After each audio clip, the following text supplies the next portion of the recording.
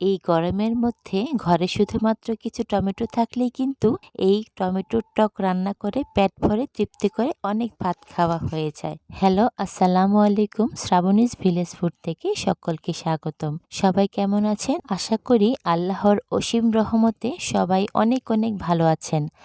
আমি আবারও হাজির হয়ে গেলাম একটি নতুন রেসিপি নিয়ে, আর তা হলো টমেটোর টক। তাহলে চলুন শুরু করা যাক আমার আজকের এই রেসিপিটি। তার জন্য প্রথমেই কিছু পাকা টমেটো ধুয়ে টমেটোর মাথার অংশ কেটে ছোট ছোট পিস করে ব্লেন্ড করে নেব। তারপর একটি কড়াইতে 2টি টমেটো কেটে দিয়ে দিব। স্বাদ মতো লবণ দিয়ে দিব। 1 চা চামচ করে হলুদের গুঁড়া ও মরিচের গুঁড়া দিয়ে দিব। সিদ্ধ হওয়ার জন্য 1 কাপ পানি দিয়ে 5 মিনিটের জন্য একটি ঢাকনা দিয়ে ঢেকে দেব। তারপর উষ্ণ গরম পানি দিয়ে তেঁতুলটাকে ভিজিয়ে ছেঁকে নেব। তেঁতুলের কাঠ বের করে নেব।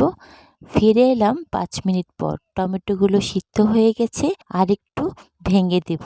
তারপর এখানে সিদ্ধ করা 2টি আলু ভেঙে দিয়ে দিব। এতে করে টমেটোর টকটা অনেকটা ঘন হয়ে যাবে, আর খেতেও ভীষণ ভালো লাগে।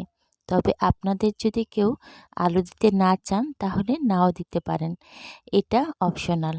আলু ও টমেটো ভালোভাবে মেশানোর পর এই পর্যায়ে এসে ব্লেন্ড করা টমেটোর পেস্টটা দিয়ে দেব। কিছুক্ষণ নেড়ে 5 মিনিটের জন্য আবারও ঢেকে দেব। 5 মিনিট পর টমেটো থেকে বেশ খানিকটা পানি উঠে গেছে।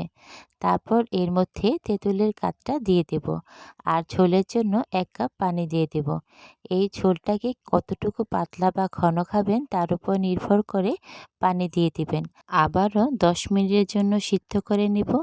তারপর এই টকের জন্য একটি বাগার দিয়ে দেব। একটি প্যানের মধ্যে তেল দিয়ে তাতে 4টা শুকনা মরিচ ও রসুন কুচি দিয়ে দিব। যখন রসুন কুচি লাল লাল হয়ে যাবে তখন ফোড়নটা টকে ঢেলে দেব। স্বাদ মতো চিনি দিয়ে দেব। উঠানোর আগে কাঁচামরিচ ও ধনেপাতা কুচি দিয়ে উঠিয়ে নেব। Ready to serve. আমাদের টক রান্নাটা একদমই কমপ্লিট। এখন তা পরিবেশন করে নিচ্ছি। এইভাবে টক রান্না করে আপনারাও খাবেন। আশা করি আপনাদের কাছেও অনেক ভালো লাগবে। আসসালামু আলাইকুম। আল্লাহ হাফেজ।